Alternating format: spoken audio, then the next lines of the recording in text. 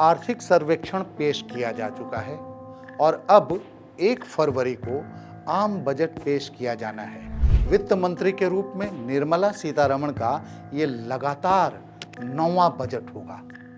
यह अपने आप में एक रिकॉर्ड भी है।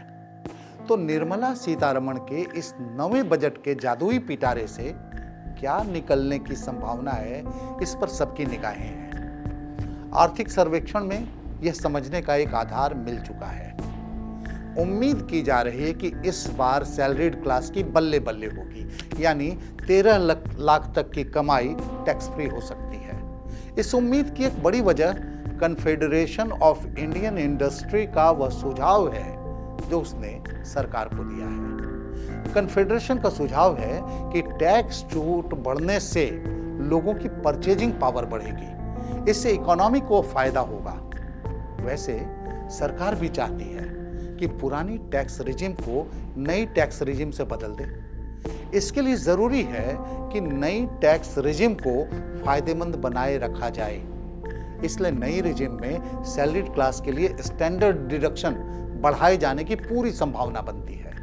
अगर सरकार ने यह किया तो संभव है कि इनकम टैक्स की नई रिजिम में स्टैंडर्ड डिडक्शन 75,000 से बढ़ाकर 1 लाख रुपए हो जाए। इससे सैलरीड क्लास की 13 लाख रुपए तक की इनकम टैक्स फ्री हो जाएगी।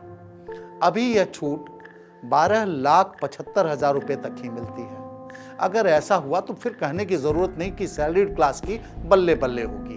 दूसरी उम्मीद किसान सम्मान निधि को लेकर है। उम्मीद की जा रही है कि पीएम किसान योजना की राशि 6,000 रुपए से बढ़ाकर 9,000 रुपए सालाना कर दी जाए। बीते 3 साल से इसे बढ़ाने की बात हो रही है। 2019 में यह योजना शुरू हुई थी। दिसंबर 2024 में संसदीय स्थायी समिति ने इसे दोगुना करके 12,000 रुपए सालाना करने की सिफारिश की थी। नवंबर 2025 में बिहार सरकार ने किसानों को 3,000 रुपए एक्स्ट्रा देने का ऐलान कर दिया। इससे वहां के किसानों को कुल 9,000 रुपए मिलेंगे। जाहिर है कि एक राज्य के किसानों को 9,000 रुपए मिले और दूसरे राज्य के किसानों को सिर्फ 6,000 रुपए। यह केंद्र को स्वीकार नहीं होगा। इसलिए भी उम्मीद बनती है कि केंद्र सरकार पूरे भारत में इसे लागू कर एक रूप देने की कोशिश करे।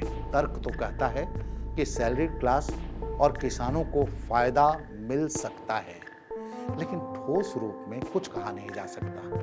बस हम और आप 1 फरवरी का इंतजार ही कर सकते हैं। तब तक देश दुनिया की बाकी खबरों के लिए आप देखते रहिए India.com।